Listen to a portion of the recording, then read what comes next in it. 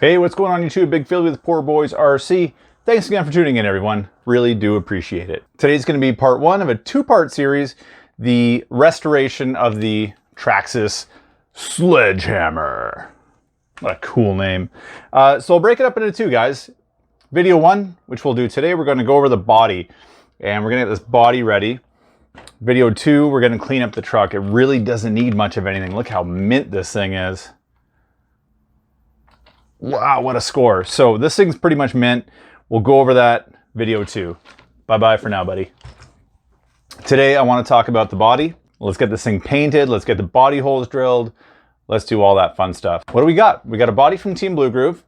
And if you haven't already, be sure to watch my video on how to prep these bodies for paint, because it's very, very important. And I've done a lot of the stuff off camera already. Okay, so super, super key important. I'll put a link to those videos in the description box below because a lot of important steps have already happened. We're just focusing on getting this thing up and running here. So it's already been washed. I've cleaned it thoroughly, not 2, but 3 times, and let it dry thoroughly. So now next steps are I want to mark my body posts.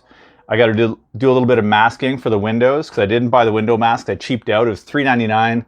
I thought, for what it's worth, I'll just do it myself. And check this out. I scored huge because all you Traxxas guys will know that this body came with a roll bar. It had like a chrome roll bar, chrome front and rear bumpers.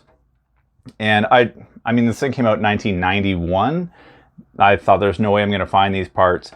And it's almost like instantaneous to start to scour the gloomy depths of the internet looking for obscure RC car parts, and I wasn't having much luck.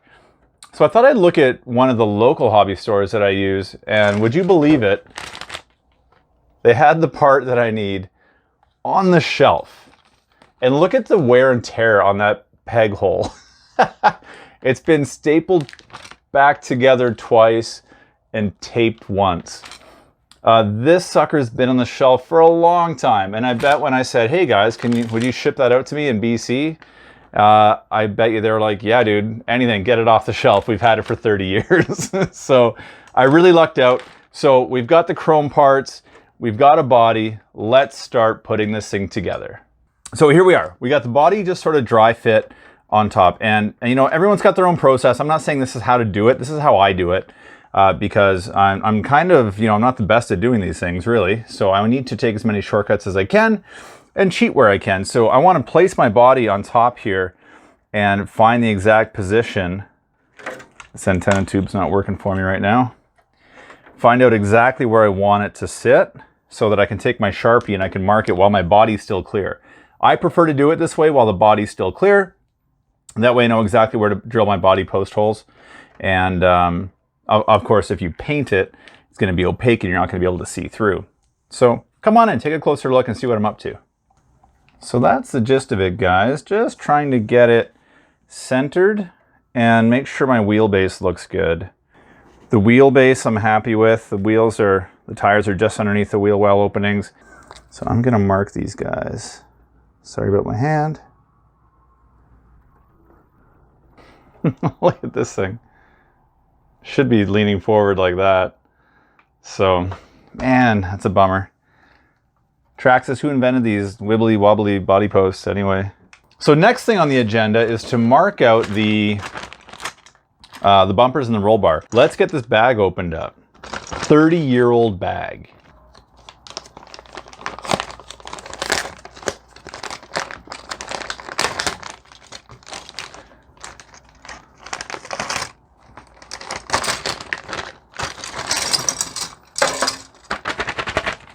So we get a couple bumper backing plates. We've got a rear bumper with a provision for a license plate, which is pretty dope. We've got a front bumper and a nice chrome roll bar along with some screws to make it all happen. Get the handyman secret weapon. I guess it's not too hard to do this in reverse. So I've got it just kind of sitting where I need it to sit. I'm going to mark the mounting holes. All right, like that. Front bumper, seems like you can't really screw it up and put it on wrong. It just kind of looks like it's going to go on one way. Even spacing on each side. I know you guys can't really see what I'm doing, but sorry. Not sorry, I don't want to screw it up too bad. So we've got 6 holes to drill out for the, or mark out for the roll bar, and then 1 additional hole for the antenna tube. Yes, I'm going to keep the stock AM radio in this thing. I love the look. I want it to stay super vintage, and we want the antenna sticking out the top. So pretty simple. I'm just going to get it centered, get it exactly where I want. It's actually quite a bit easier to do this than it was the others. Put a little taperooski on there to hold her in place, sereno. Hear that? What kind of airplane is that? It's pretty low. All right. Let's mark out the rest of these holes. Holes are marked. Last but not least, where do we want that antenna hanging out of? Now there's a helicopter flying overhead. Decided to make a movie on the loudest night of the year. Okay, cool. Oh, and there's even a little divot right there. Okay, that's gonna be our antenna hole. That's it, guys. Body is marked up and ready. Oh, well, I was gonna say ready to drill these holes, but I'm not gonna drill these holes yet. I don't want to drill them yet. I want to paint the body first. So let's do that. I'm gonna go 2 colors, black and blue. 2-color paint job. Let's get masking. We have some masking to do. Whether I'm working on cars or working on RCs, whatever I'm working on, I always start off with the easiest step first to get my confidence up. So here, we just need to mask off this lower portion of the body. Super easy step. I'm going to start with that and then work my way up to the windows. Cool. 1 down, 1 to go. Masking straight lines, what about it? Just be careful little areas like this where you have like little door molds. Really push the tape in to fill in those areas. Otherwise you might get a little bit of bleed through. Masking the windows, I go with a slightly different technique, and I start off with a thinner piece of tape here just to create my outline.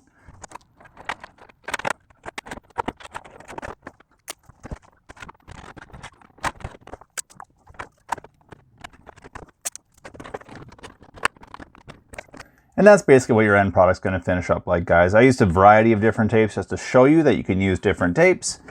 But anyway, that's that. I'm going to do the rest off camera. All right, guys, so that is it. The body is all masked up. It is ready for paint. So I'm going to go outside and hit this thing with some paint. I'm going to start off with, I've got 2 colors I'm using again, blue and black. We're going with Tamiya PS4 and PS5. And just like that, guys, our body is painted. Again, just a simple blue and black 2-tone paint job. Next step, before we remove the protective film, I want to make use of these body post holes or markings that we created earlier and take our body reamer and ream out our body post mounting locations. The body posts on this kit are actually pretty big. I should say the diameter is quite girthy.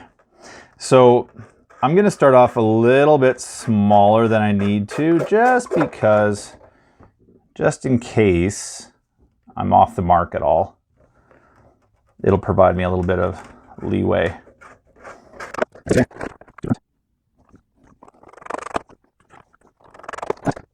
Smaller hole up top for our antenna tube. And then just a couple holes here, here, and here for our roll bar.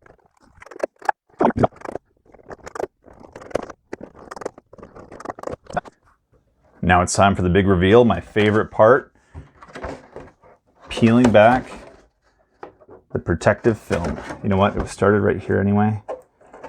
Let's start here. We'll do a whole side reveal.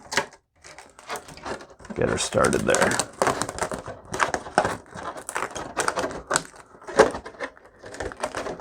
Oh yeah.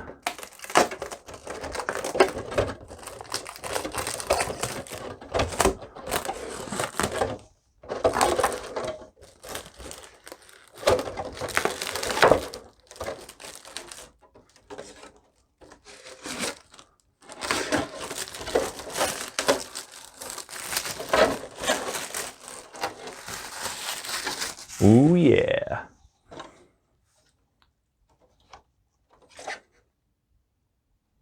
What do you think of that, guys? That looks pretty darn nice, if I do say so myself. Had a couple extra holes to drill out. Totally forgot for the bumpers. Et voila! So next steps, we've got to get our roll bar mounted, front and rear bumpers, and then start applying decals.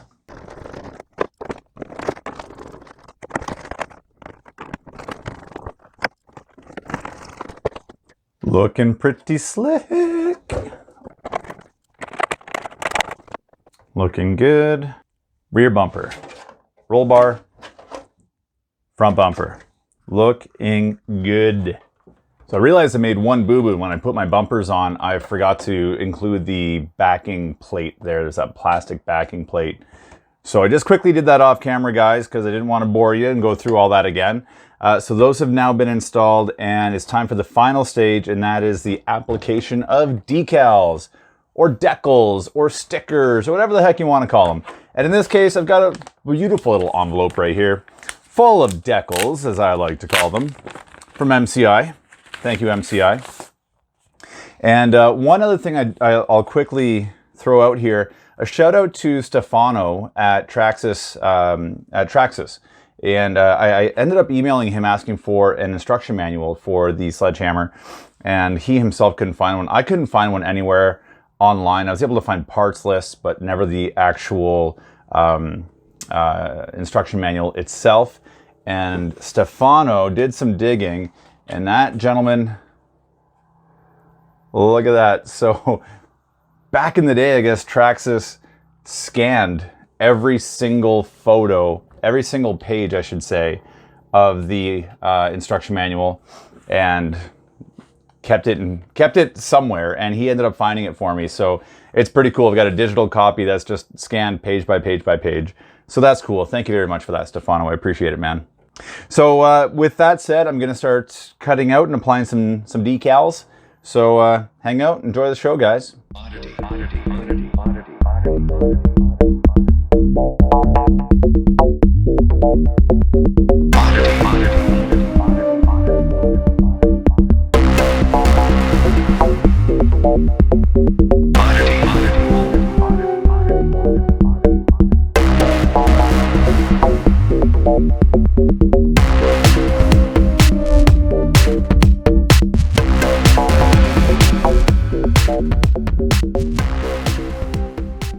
One of the really neat things about the Sledgehammer in particular is that if you go through the instruction manual, there are no pages telling you where to put your decals or decals.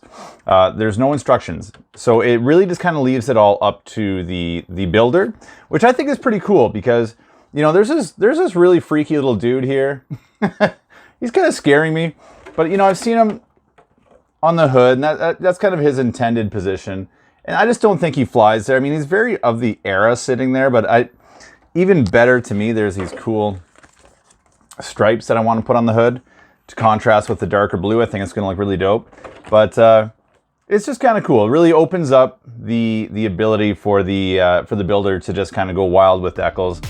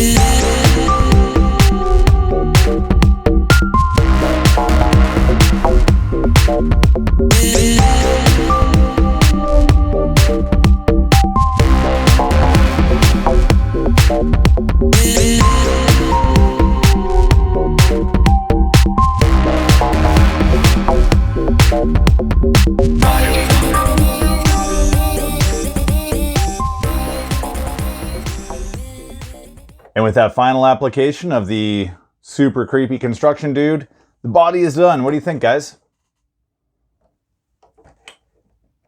I think it looks pretty freaking awesome. Hammer. So there's a ton of decals left over, which is pretty neat. So, you know, there's a ton here. You could do a lot with this kit to kind of customize and make it your own. So I'm happy at this level of decaling or decaling, or stickering. And now we got to test fit this sucker on the body. Let's see how she fits. What do you think of that, guys? That is one good looking truck. Boom, heck yeah. I'm happy I went with the darker blue because that really helps the lighter blue accents on the hood really pop out. So wow, I'm stoked. That looks so good. So that's it, guys. That's it for part 1 of the Traxxas Sledgehammer restoration project. This was kind of the majority of the work to get this body cut out, trimmed. Those are the same thing. You know, painted, decals applied, yada, yada, yada. Next step, part 2, I'm going to clean this chassis up. And honestly, like, again, there's not a whole lot for me to do for the next step. So I'm just going to get it tidied up, throw some electronics in it, do some testing. And I'm waiting for one part to come in, one little washer, body post washer. Thanks, Eric, for that. I appreciate it, man. And that'll be it. And then it's time to get this thing running. So thank you, everybody, for watching. I really do appreciate it. I love you all, and be excellent to each other.